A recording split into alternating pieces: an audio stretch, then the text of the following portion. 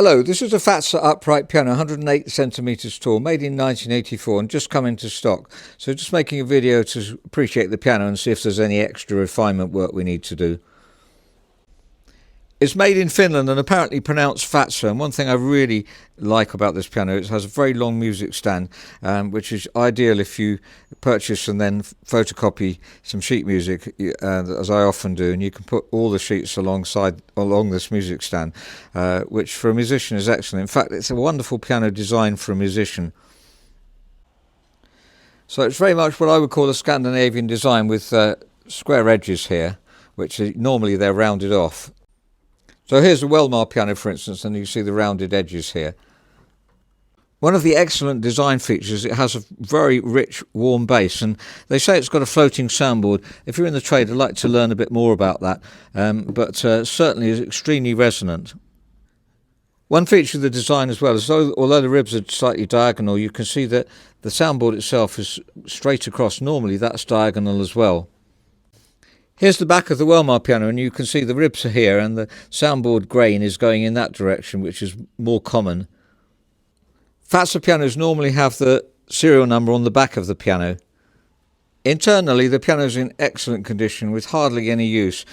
It's got the top quality English Langer action fitted to it, which is in many European pianos as well. And we'll find if you look at the hammers that there's hardly any wear.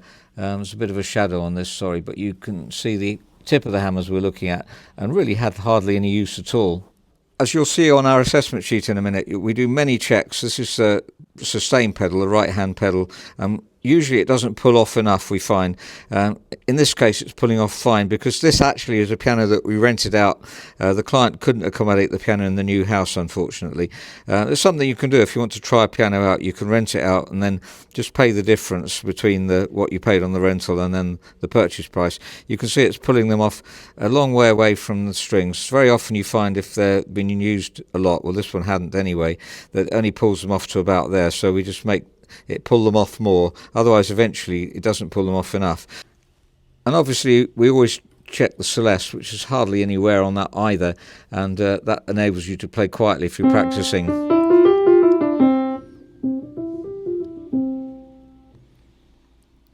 And the left-hand half-blow pedal, that's moving as far as it can, so that's fine, because it's probably hardly been used. It's hardly used, really.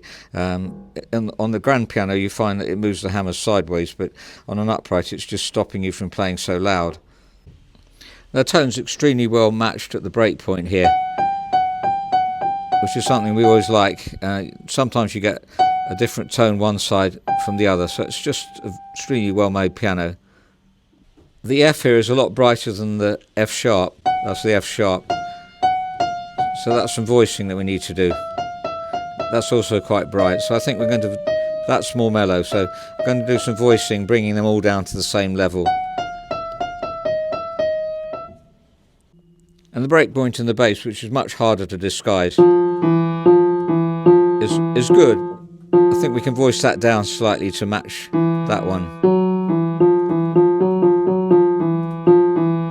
The main work we've had to do on this piano is lubricating the balance rail. That's something we do as standard if it's not been done, and obviously they're a bit tight. My colleague made the worksheet there, and if you lift the keys up, then you can see, by the way, if you've got ivories, don't lift here because they might come off, but if you lift there from the side and they don't fall back down, then they need lubricating. And pianos do tend to stiffen up, and it's in the centre here on the balance pin that they need talc lubricant. This is what we use, and they should fall back down. So that'll also affect the weight. They'll make it slightly lighter.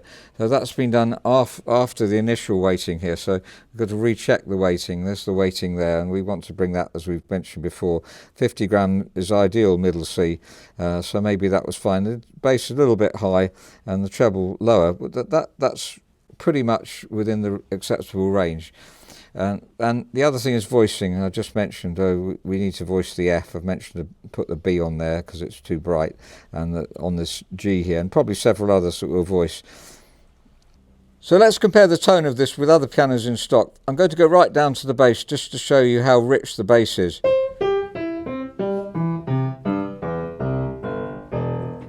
Now for the size of piano, that's as rich as a tall piano, as we'll see in a minute.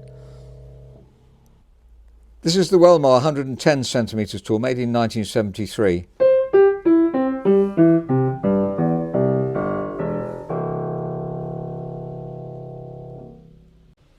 And this is a Yamaha U3, 130 centimetres tall, so much taller piano, made in 1972.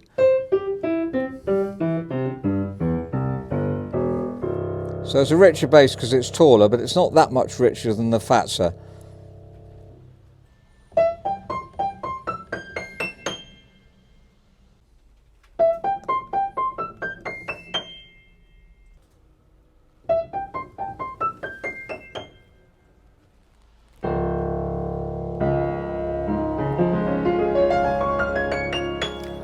So that's a Fazer upright piano, 108 centimetres tall, made in 1985. And it's one of our preferred pianos. What Nice and Welmar we've often mentioned. Fazer's not so common, though there are some in the UK, and obviously we choose them carefully. They don't have to be, we don't want them to be just very worn or not. This one looks pretty immaculate. And one very special aspect on these is the very resonant bass, which for the size of the piano is remarkable.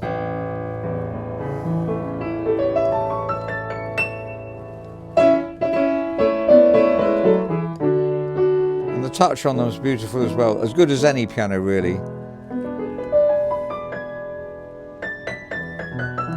Now this piano has been out of rented, and it was installed a little bit after it was rented, and we haven't tuned it since, so that's over a year, and you can see it's still very much in tune. In fact, slightly above concert pitch, which we would have left it at the time. Extremely stable pianos.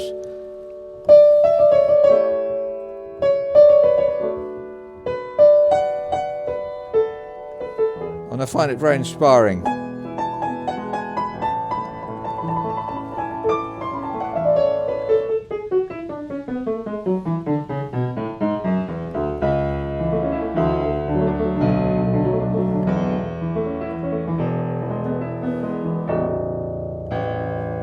And that really is remarkable for the height of the piano.